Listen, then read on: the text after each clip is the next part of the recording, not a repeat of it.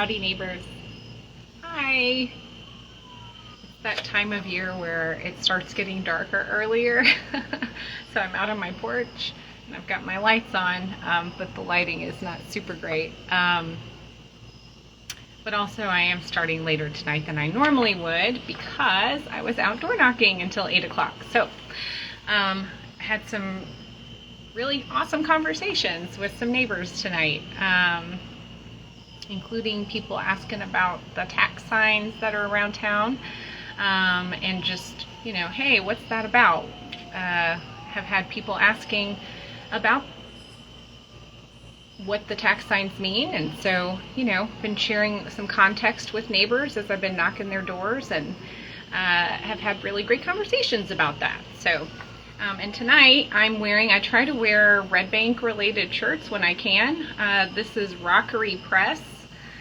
This is a business that's operated by two Red Bank neighbors who actually are both teachers as well, and they sell outdoor publications, and they also publish Chattanooga's only dedicated rock climbing guidebooks, and so you should check them out, rockerypress.com.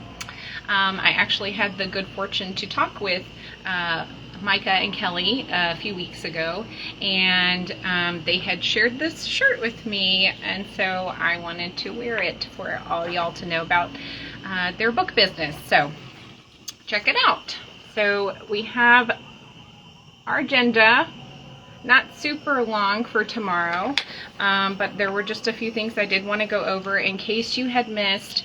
On August 6th, I believe it was, Chris Pickle, our finance officer, actually it might have been the second meeting, August 20th, she came in and she gave a financial update of where we were at that particular moment in time, and that was also related to finally, closing out of all of the fiscal year 24 purchase orders and all of those things. So we had a better idea of where we were finishing up at the end of the fiscal year. So at that time, she said we were sitting at about $515,000 surplus. So in pretty good shape. And she'll be giving another financial update tomorrow at our work session meeting. So if you're able to come to that, that happens at 5 o'clock. If you're not, you can live stream it or watch the recording at home. Item number 2, we have citizen comment procedures discussion. This is going to be our city attorney and our city manager who are going to be touching on this. We have a citizen comment procedure that we've had in place for 2+ years, maybe going on 3 years. I think it's closer to maybe 2.5 years.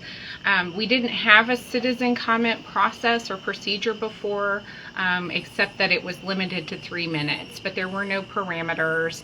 And just for clarity, we created, our staff created a process, and so Mr. Grantham, our city manager, reads through that ahead of every citizen comment section or time in the agenda. So what's happening is there are some people that are going around saying that we don't allow our citizens to ask questions anymore, and that's just simply not true. We do have a dedicated time at the end of our work session agenda where you can give comments on items on that agenda, and then in our regular meeting you can give comments or ask questions before every vote. And at the end of the meeting, you have an opportunity to give comments or ask questions about things that are not on the agenda. And we do it that way because you have the opportunity to ask questions and give comments before we vote on everything else. So it doesn't make sense for you to ask comments about the voting items at the end of the meeting.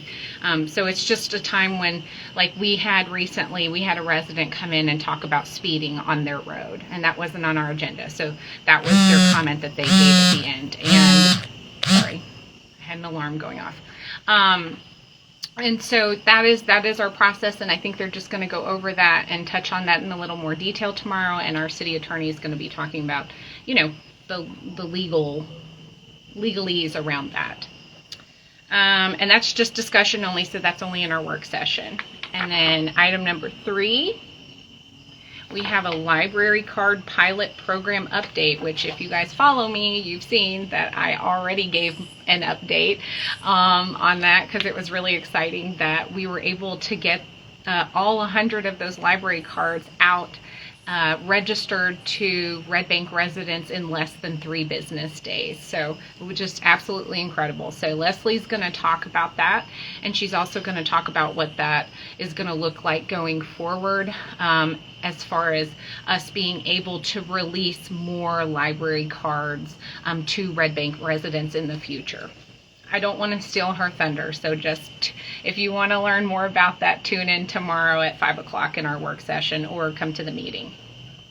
And then items number 4 and 5, I'll just kind of lump those together. We're just going to be voting on resolutions to recognize National IT Professionals Day and National HR Appreciation Day. And before I move on from those, I just have to say thank you to my husband who works in IT, because he said this is his day and I needed to mention him. And we have a lot of other friends who work in IT, and we have our IT manager, Stacy Bradley Rump, and our police chief, who still does do some work in that space, but much less so now that we have Stacy. And then Tracy Perry, who is our first ever HR professional that we've ever had in the city's history. Traditionally, what has happened is we had a city recorder who acted in that role, but wasn't certified and also wasn't getting paid to do those job duties. So we'll be showing that appreciation tomorrow. Item number 6 is approve the purchase of a new pool cover. In case you missed it in our budget season this year, we did budget for that because it's been, I think, if I'm remembering correctly, I believe our Public Works Director said it had been 30 years since that pool cover has been replaced. 20 or 30 years. And so it's time. It's $18,700. They put it out for bid, but it was budgeted for, so we'll just be voting on that for tomorrow. And they're going to need that. I guess they need that because pool season's over. So, all right. Item number 7, and this is the last item on the agenda, is add Taylor Kinzer to the Red Bank Public Art Board. She is a local artist and has a pretty awesome background. You can go on the website, redbanktn.gov, and go to Government Agenda and Minutes, and then click on the agenda for the work session, and her application is in there, and she had a very detailed application. I've never seen an application so detailed for a volunteer position, and she has a lot of really great relevant experience, and she's really passionate about art and public art. So excited to vote to welcome her to our art board tomorrow, and then that's it. So yeah, I almost didn't do this tonight because we had such kind of a short agenda, but also I wanted to be available in case anyone had any questions about anything else, anything that's been going on, anything you've been hearing about, Red Bank stuff, campaign stuff. Yeah, but if nobody has any questions, then I will let y'all go for the night, and I appreciate you joining me, and I hope to see you at our meetings tomorrow at 5, and then our voting meeting at 6. Have a good night.